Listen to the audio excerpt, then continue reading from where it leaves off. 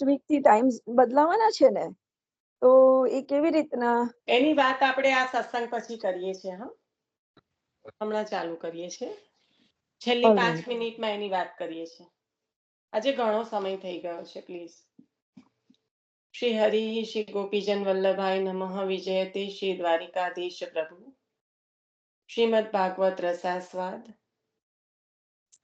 સચ્ચિદાનંદ રૂપાય વિશ્વોત્પત્યાદિ હેતવે તાપત્રય વિનાશાય શ્રી કૃષ્ણાય વયમ નમઃ.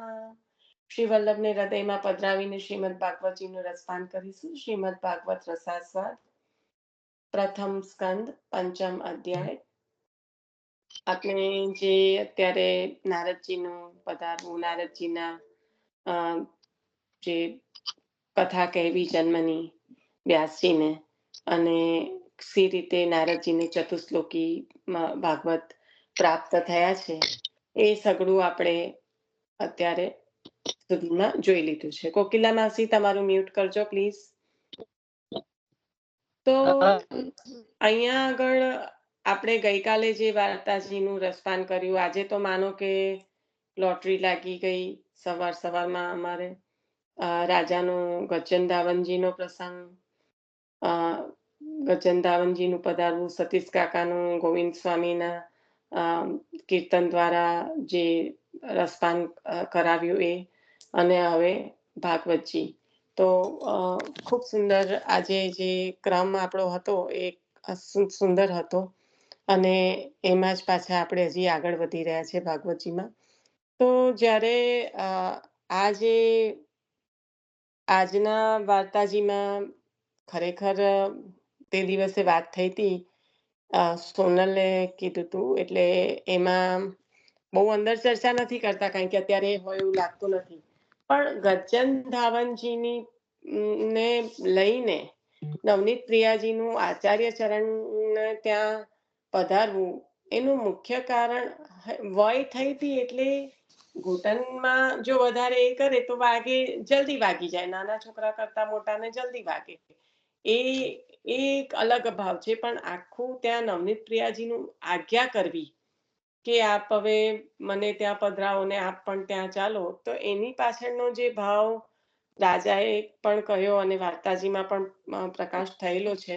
પણ રાજાએ ઘણી સુંદર રીતે સમજાયો કે જે વ્યસન દશાને પ્રાપ્ત થઈ ગયા છે, તેથી એ આપણે જરાક વાર્તાજીમાં લીધું હતું, એટલે અહીંયા યાદી માટે લઈ લઉં છું કે ભાવ તત્વમાં શું કહેવા માંગે છે હરિરાયજી પ્રભુ અને ગોકુલનાથજી, એને ભાવ પ્રકાશમાં સુંદર રીતે જણાવ્યું છે કે વ્યસન દશાને પ્રાપ્ત થતા પછી જીવનું ત્યાં સ્થિતિ શક્ય નથી લોકમાં, એટલે આચાર્ય ચરણ જોડે પધારી જવાની આજ્ઞા કરે છે. હવે ભાગવતજીમાં આજે વાંચનમાં આગળ વધીશું. આપણે ઘણું ઊંડાણપૂર્વક અત્યાર સુધીનું લઈ લીધું છે, તો આજે હવે છણાવટમાં હું નહીં ઉતરતા, સીધા આપણે વાંચનમાં આગળ વધીએ છીએ.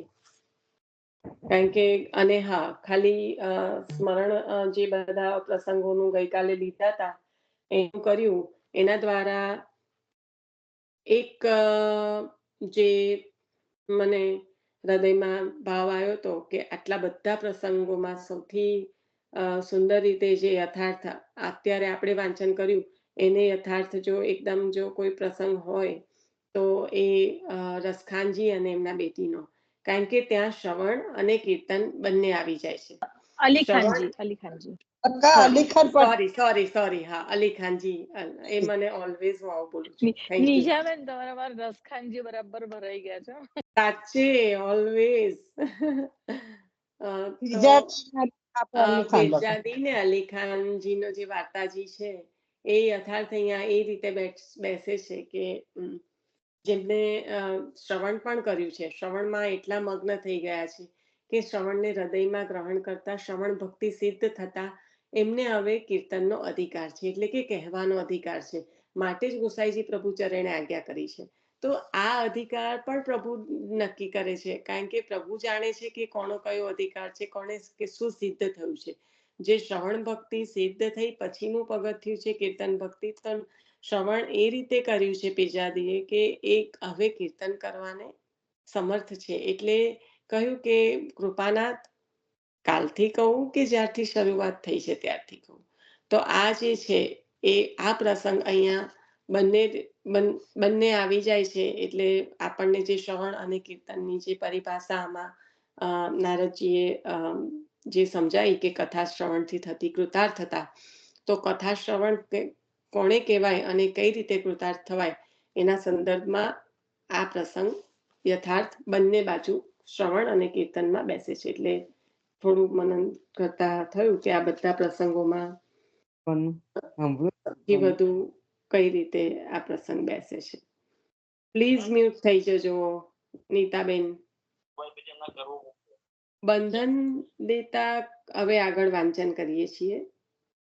તો આજે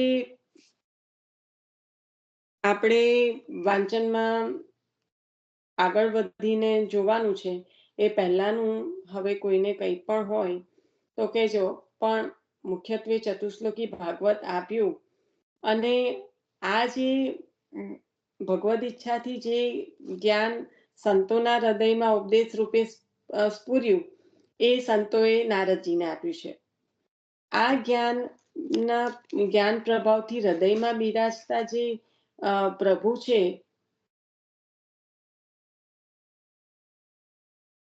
એનો પ્રભાવ, પ્રભુની માયાનો પ્રભાવ નારદે જાણ્યો. કારણ કે હવે પ્રભુ ખરેખર બિરાજમાન થયા, એટલે એ જે પ્રભુની માયાનો પ્રભાવ છે હવે નારદજીને જણાયો છે. કારણ કે મોટા ભાગે અહીંયા આગળ હજી મને પણ થોડુંક કોઈ મોટાની પાસે આપણે પૂછી શકીએ તો પૂછી લેવાનું, પણ મોટા ભાગે આપણે એવી રીતે કહેતા હોય કે ચતુશ્લોકી જે ભાગવતજી છે એ બેઝિકલી ભગવાન દ્વારા બ્રહ્માજીને મળ્યું, બ્રહ્માજી દ્વારા નારદજીને મળ્યું. પણ અહીંયા બ્રહ્માજીમાંથી જ પ્રકટ થયેલા સનત કુમારો છે અને સનત કુમારોની સેવા દ્વારા પ્રાપ્ત થતું આ ભાગવતજી નારદજીને છે. તો ભગવાન બ્રહ્માજી પાસે સનત કુમારોને મળ્યું, કારણ કે બ્રહ્માજીએ સૃષ્ટિનો વિસ્તાર કરવા માટે સનત કુમારોને કહ્યું. પણ એમને સંસારમાં પડવાની ના પાડી, એટલે ભાગવતનું દાન કર્યું. હા, એટલે હું એ જ કહું છું કે આપણે વચ્ચેનું મોટા ભાગે જયારે સાંભળતા હોય ને ત્યારે આ વચ્ચે નથી સંભળાતું, ડાયરેક્ટ બ્રહ્માજી નારદજી એવી રીતના. એટલે અહીંયા ધ્યાન કરાવડાવું છું કે કદાચ મારી ભૂલ થતી હોય તો પણ અહીંયા તો ક્લિયરલી આપ્યું જ છે કે સનત કુમારો નથી મળ્યું. બ્રહ્માજી પાસેથી સનત કુમારોને મળ્યું, સનત કુમારો પાસેથી નારદજીને મળ્યું. પણ તું સાંભળીશ ને ઘણું બધું કથામાં તો આ રીતે જ હશે કે બ્રહ્માજી નારદજી એમ. એટલે અહીંયા ખુલાસો કરીએ છીએ આપણે વધારે ખાસ, રાઈટ? જો સાંભળ્યું હોય, તને ખ્યાલ હોય તો, કોઈ ઘણી બધી વાર એવી રીતે સંભળાતું હોય છે.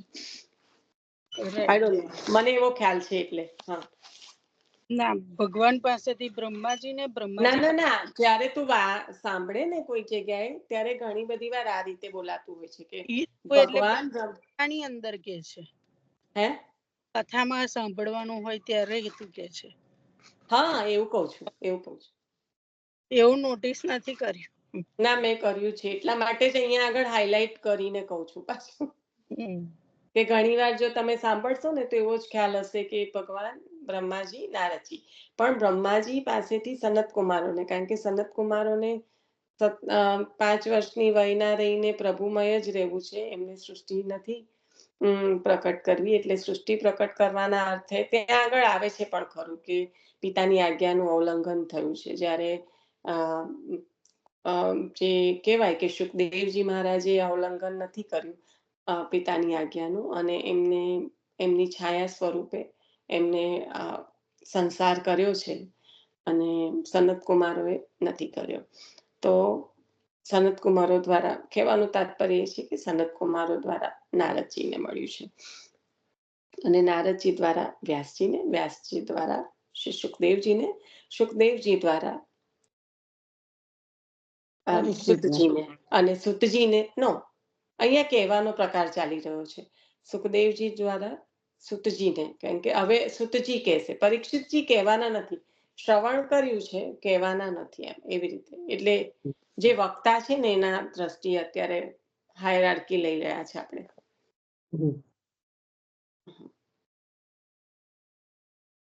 તો આવું જે જ્યારે ભાગવતજીનું જ્ઞાન સનત કુમારો દ્વારા નારદજીને જે પ્રાપ્ત થયું, એ પ્રાપ્ત થતાની સાથે જ હૃદયમાં જે બિરાજમાન પ્રભુ છે, જે વાસુદેવ પ્રભુ છે, તો એમની માયાનો પ્રભાવ નારદજીએ જાણ્યો. અને એ જ્યારે જણાય ત્યારે મુખ્યત્વે એક વસ્તુ આપણે કાલે પણ જોઈ હતી કે પૂરા ભાગવતજી દરમિયાન આવશે. ગીતાજીમાં જ્યારે મયી તેષુ ચાપ્યહમ જે કહે છે એ થોડો સમય માટે લાગે, પણ અહીંયા પૂરા ભાગવતજી અંતર્ગત આ આવશે. મયી તેષુ ચાપ્યહમ, પ્રભુ જ વિશ્વરૂપ છે, સર્વત્ર બધામાં જ પ્રભુ છે ને પ્રભુમાં જ સગળું સમાયેલું છે. એ જે શરૂઆતથી લઈને દ્વાદશ સ્કંદ સુધી આવશે. કારણ કે જ્યારે આ જ્ઞાન થયું છે પ્રભુના સ્વરૂપનું, ત્યારે જ જીવને આ સમજાય છે. એટલે હવે નારદજીની સ્થિતિ શું છે કે ભગવાન જ વિશ્વરૂપ છે, છતાં તેમની માયા દર્શન થવા દેતી નથી. પ્રભુની જ એક માયા છે, જે શક્તિ, માયારૂપી શક્તિ છે, આધિદૈવિક શક્તિ.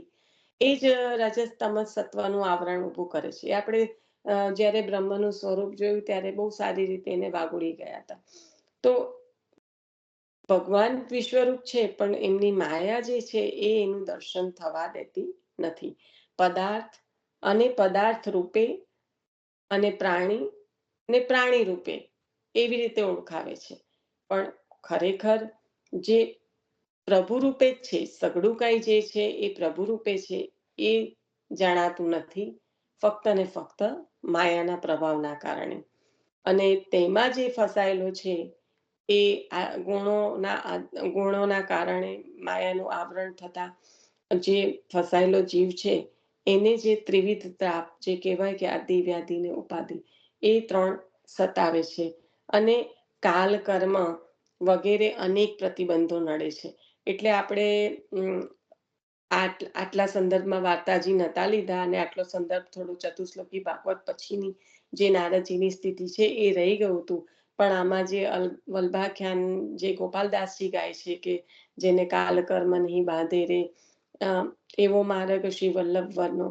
તો અહીંયા આગળ જે તનુનવત્વની પ્રાપ્તિ થવી, તનુનવત્વની પ્રાપ્તિ જ જેમાં આપણે કિશોરીબાઈનું તો લઈ લીધું હતું, શ્રવણ આપે કર્યું, અને શ્રવણમાં એમને એના દ્વારા જે કીર્તન કર્યું, કારણ કે જે નાનપણની સ્મૃતિ હતી એના દ્વારા જે કીર્તન અને શ્રી યમુનાજીનું પધારવું ને તનુનવત્વનું દાન કરવું, તો એ તનુનવત્વ પ્રાપ્ત થતાની સાથે જ આ ત્રિવિધ તાપ છે એનો નાશ થાય છે.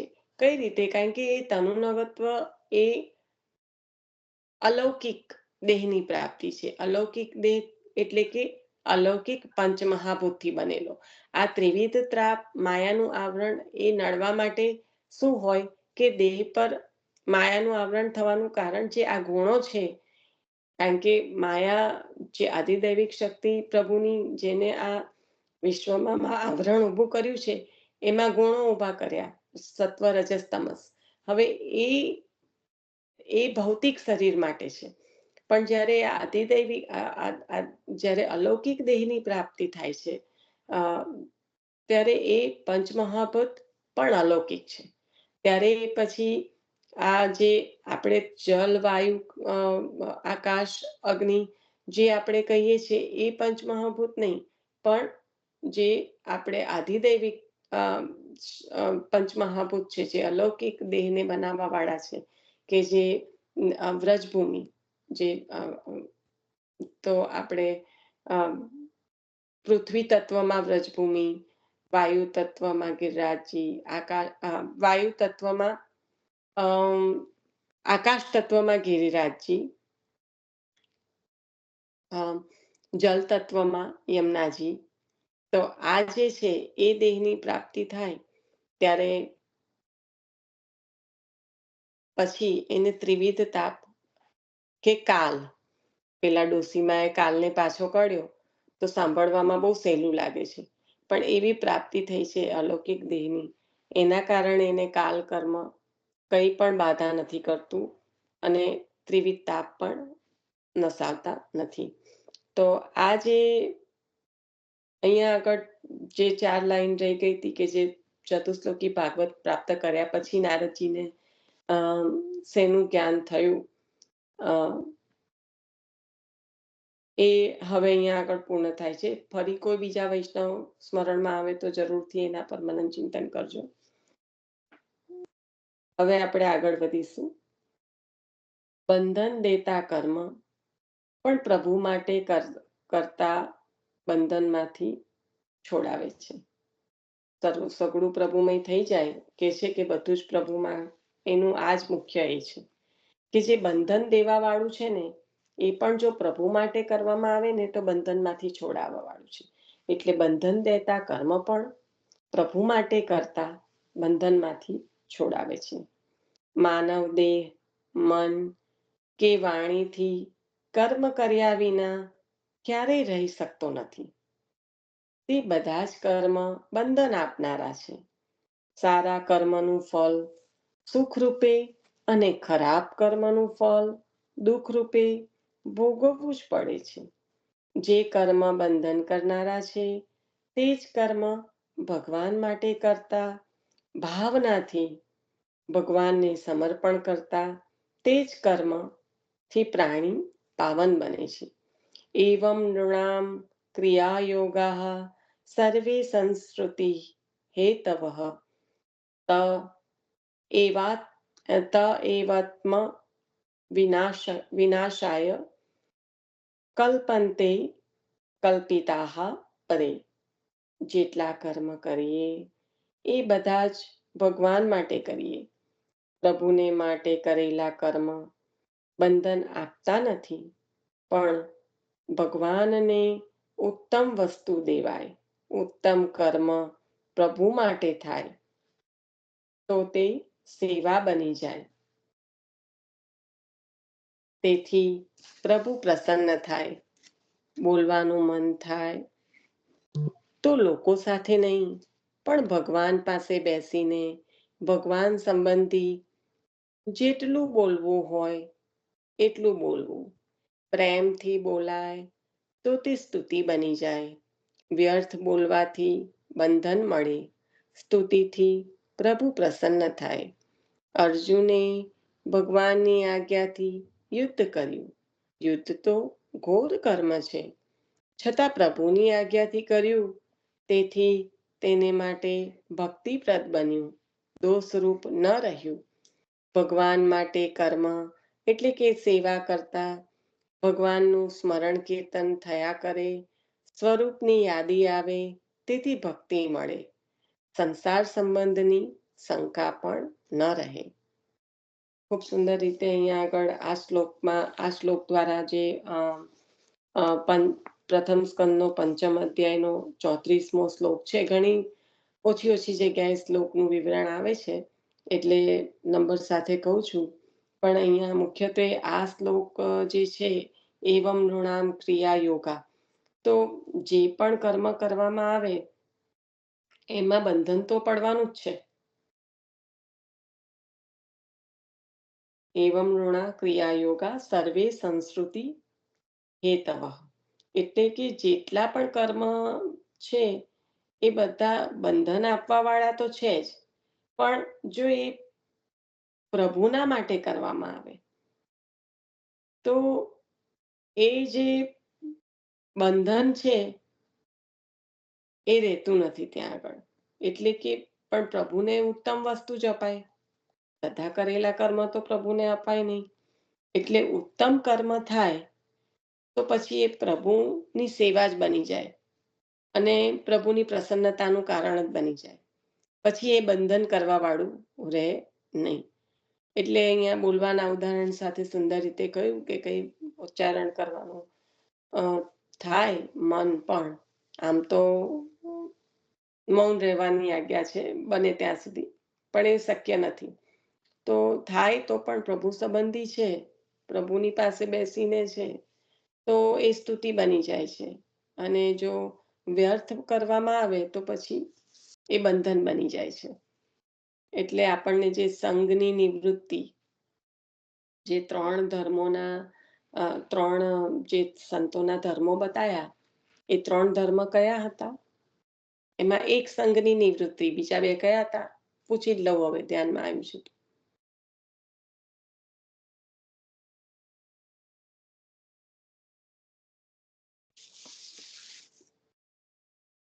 સંતોના જે ધર્મ, અપરિગ્રહ, અપરિગ્રહ, સરસ. અને ત્રીજું કયું? પેલું ભગવત ચિંતનાદિ. બરાબર, ભગવત ચિંતન આદિ.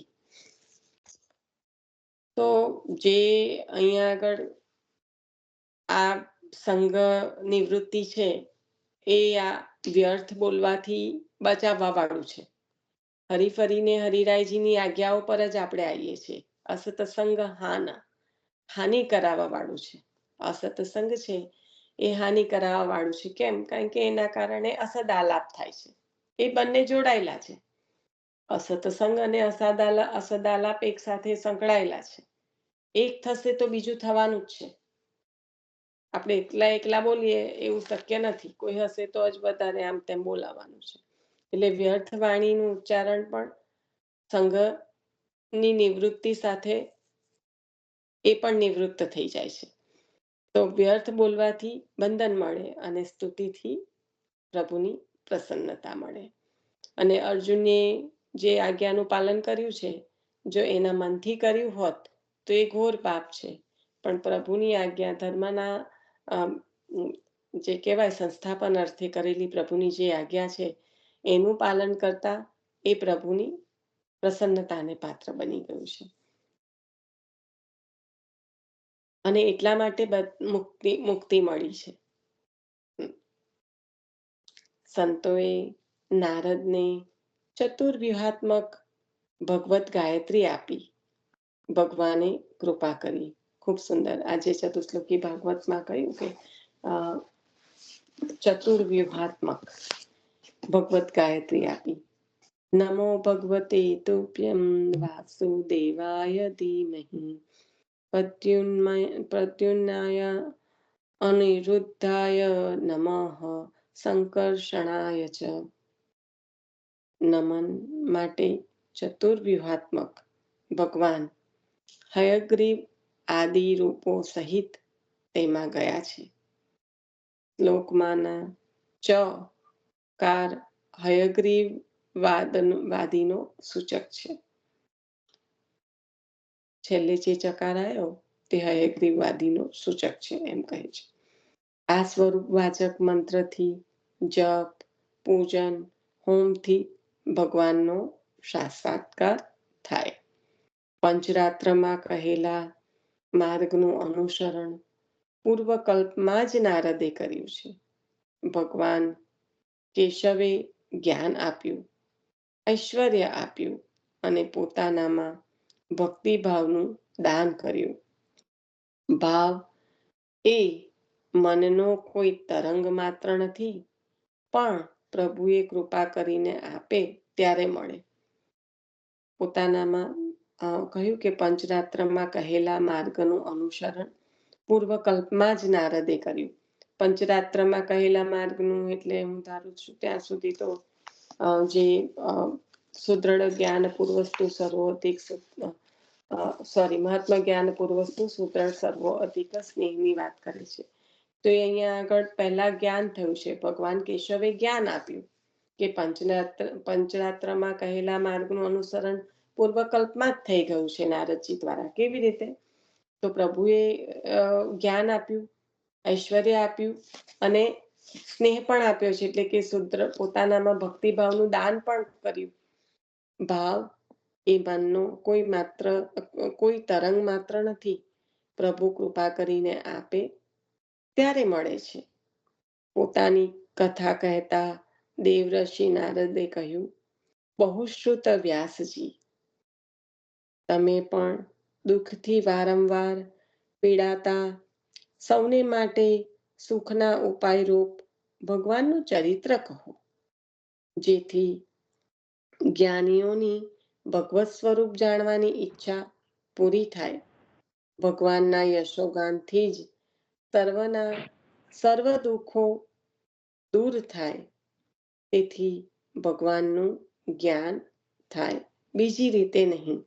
જે બ્રહ્મસૂત્રમાં વેદમાં જે ગઈકાલે આપણે વાત કરી હતી કે નારદજી જે સ્વયં જ્ઞાન અવતાર છે, તો એમ જ્ઞાન એટલે જે શાસ્ત્રોક્ત ભગવત જ્ઞાન છે એ આપને પ્રાપ્ત થયેલું છે અને વેદ પ્રભુની જ વાણી છે. તો આવું જ્ઞાન ધરાવવા વાળા નારદજી વ્યાસજી છે, તો એમને આ રીતનું થયું કેવી રીતે, જે અપ્રસન્નતા અને સંતોષ ન થવો.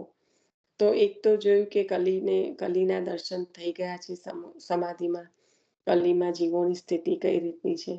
અને બીજું કે એના કારણે જ આટલા બધા વેદના વિભાગ કર્યા, એ બધી શાખાઓ પ્રવર્ત કરીને એમના શિષ્યોને આપ્યું. અને બ્રહ્મસૂત્ર ગીતા એટલે કે પુરાણ રચના કરી, ઇતિહાસ પુરાણ, જેમાં પ્રભુની વાણી, કારણ કે જોવા જાય તો મહાભારતમાં બધા વેદોને સમાવિષ્ટ કરી લીધા. આટલું બધું કર્યું, તે છતાં હજી કેમ? કારણ કે કલીના જીવોનું તો આટલું કરવાનું પણ સામર્થ્ય નથી. ગીતાજીનું જે પ્રભુના વચનો છે એ સમજાશે કોણે? તો અહીંયા આગળ જે કર્મ કહેવાય કે ભક્તિજન્ય, ભગવાનજન્ય ભક્તિ પ્રકટ નથી થઈ આટલું બધું કર્યા પછી પણ એ કર્મજન્ય ભક્તિ છે. એ પ્રભુની પ્રાપ્તિ કરાવવા વાળી છે, મોક્ષની પ્રાપ્તિ કરાવવા વાળી છે, મુક્તિની પ્રાપ્તિ કરાવવા વાળી છે, પણ એ કર્મજન્ય છે, ભગવતજન્ય નથી. અહીંયા આગળ નારદજી ઉપદેશ આપતા શું કહી રહ્યા છે કે જે સૌના રૂપે સુખરૂપ એવા ભગવાનનું આપ ચરિત્ર કહો. કારણ કે આ ભગવાનનું ચરિત્ર એટલે જેમાં ભગવાનની એવી લીલાઓ સમાયેલી છે કે જેનાથી જ્ઞાનીઓ, જેમને ભગવત સ્વરૂપ જાણવાની ઈચ્છા છે, એ ઈચ્છા પણ પૂર્ણ થશે અને પ્રભુના યશોગાનથી સર્વના દુઃખ પણ દૂર થશે. એટલે પ્રભુના યશોગાન અને પ્રભુનું જ્ઞાન બંને જીવોને પ્રાપ્ત થશે, પણ બીજી રીતે નહીં, આ રીતે પ્રભુને ચરિત્ર એટલે કે પ્રભુની લીલાઓ દ્વારા. કારણ કે આપણે જોયું હતું કે પ્રભુની લીલાઓ જે બંને રીતે કામ કરે છે. નેગેટિવલી, પોઝિટિવલી જો પ્રતિબંધ આવે છે તો એ પ્રતિબંધોને પણ નિરોધની સ્થિતિ કરાવી. ત્યારે શું કર્યું? જે કઈ પ્રતિબંધો હતા એનું નિવારણ પહેલા કર્યું, પછી નિરોધ સિદ્ધ થયો છે અને પછી પ્રભુને અંગીકૃત થવાને લાયક થયા છે. એ જ રીતે જે પ્રતિબંધો છે એનું નિવારણ થશે લીલાઓ દ્વારા. એની સાથે સાથે જેની શ્રદ્ધા પ્રભુમાં છે એ રતિમાં પ્રવર્તશે અને રતિમાંથી આસક્તિ, વ્યસન, જે પણ જીવના અધિકાર પ્રમાણે જીવને પ્રાપ્ત થવાનું છે એ પ્રાપ્ત થશે. તો જે શ્રદ્ધાવાન છે એને પણ પ્રભુના યશોગાનથી જે સુખની પ્રાપ્તિ થશે અને જે જ્ઞાન ધરાવવા ઈચ્છનારા છે એમને જ્ઞાન પણ થશે પ્રભુના સ્વરૂપનું. તો આ ચરિત્રો છે એ જ ઉત્તમ છે સર્વના દુઃખોના નિવારણ માટે અને સુખની પ્રાપ્તિ કરાવવા માટે. પ્રભુના સ્વરૂપનું જ્ઞાન અને પ્રભુના યશોગાન સેના દ્વારા? પ્રભુના ચરિત્ર દ્વારા, એટલે કે પ્રભુની લીલાઓ દ્વારા. તો આ રીતે પોતાની કથા કહેતા દેવર્ષિ નારદજી વ્યાસજીને કહ્યું, બહુશ્રુત વ્યાસજી, તમે પણ દુઃખથી વારંવાર પીડાતા સૌને માટે સુખના ઉપાયરૂપ ભગવાનનું ચરિત્ર કહો, જેથી જ્ઞાનીઓની ભગવત સ્વરૂપ જાણવાની ઈચ્છા પૂરી થાય. ભગવાનના યશોગાનથી જ સર્વના સર્વ દુઃખ દૂર થાય. તેથી ભગવાનનું જ્ઞાન થાય, બીજી રીતે નહીં. અહીંયા આગળ આપણો 5મ અધ્યાય પૂર્ણ થાય છે. સમય થયો છે એટલે છઠ્ઠા અધ્યાયમાં તો પ્રવેશ નહીં કરીએ, પણ પંચમ અધ્યાયનું પૂરેપૂરું મનન ચિંતન કરવા માટે આપણે ઘણો બધો સમય લીધો છે આ અધ્યાયમાં. તો હું કાલે આપણે શું કરીશું અત્યારે મને નથી ખબર, જે પ્રભુ કરાવશે. પણ પંચમ અધ્યાયનું જે શરૂઆત થવી કે નારદજીનું પધારવું અને વ્યાસજીનું પૂછવું પોતાના ખેદનું કારણ, અને જો પોતામાં કંઈ પણ કમી છે તો એ કહેવા માટેની વિનંતી. કારણ કે અપનો દોષ દેખ સખીરી, જે વ્યાસજી સ્વયં જ્ઞાન અવતાર છે, એ પણ પોતામાં જો કોઈક ઉણપ છે તો આપ મને બતાવો, એવી જે આતુરતા બતાવીને નારદજીને પોતાની અપ્રસન્નતાનું કારણ પૂછી રહ્યા છે. ત્યારથી આ અધ્યાય શરૂ થયો છે અને કહ્યું કે અમલ યશ ગવાયો નથી, કંઈક ને કંઈક એમાં કારણો છુપાયેલા છે. મહાભારતમાં પણ કે પ્રભુનું મહાત્મ્ય કઈ રીતે ગવાયું છે, તો એની પાછળના કારણોમાં પાંડવોની સત્યતા, ધૃતરાષ્ટ્ર અને એના દીકરાઓની દુષ્ટતા, અને વાસુદેવે જે ગીતા પ્રકટ કરી તો એમનું મહત્વ. પણ જે અમલ યશ ગવાવો જોઈએ એ ગવાયો નથી.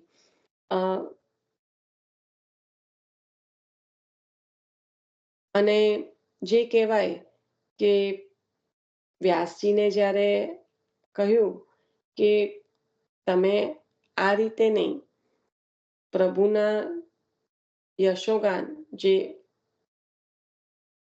નિષ્કામ કહેવાય એ રીતે આપ એનું ગાન કરો, અને ભગવાનનો જે આનંદ જે ચિત્તને થવો જોઈએ, જે રસ, એને પ્રાપ્ત કરવાનો પ્રયત્ન કરો. અધિકાર પ્રમાણે ભગવત રૂપ જગતનો અનુભવ થાય તો પછી એ આગળ આ બધું શક્ય બને. એટલે ભગવાનનું ચરિત્ર કથન જ વ્યાસજીના અવતારનું જે પ્રયોજન છે, એ ભગવાનના ગુણગાન ગાવા માટે નારદજીએ આજ્ઞા કરી છે. અને એ કરવા માટે એમને જે પોતાના પૂર્વ સૃષ્ટિનો જે જન્મ જીવનની વાર્તા છે, એના દ્વારા બધું વ્યાસજીને ઉપદેશ આપ્યો છે કે આપને કેવી રીતે પ્રાપ્ત થયું છે, અને આપ વ્યાસજીને પ્રાપ્ત કરાવવા ચાહી રહ્યા છે.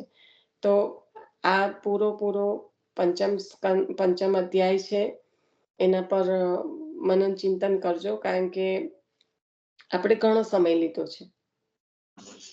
તો જે કહેવાય કે આટલા દિવસથી જે કરીએ છે એને ટૂંકાણમાં વાગોળવાનો જરૂરથી પ્રયત્ન કરજો. શ્રી વલ્લભાધીશ કી જય. આપણે વાત થઈ હતી એ પ્રમાણે વૈભવીબેન, હવે તમારે રેકોર્ડિંગ બંધ કરવું હોય તો કરી દેજો. પણ અને સોનલ, તું હતી નહીં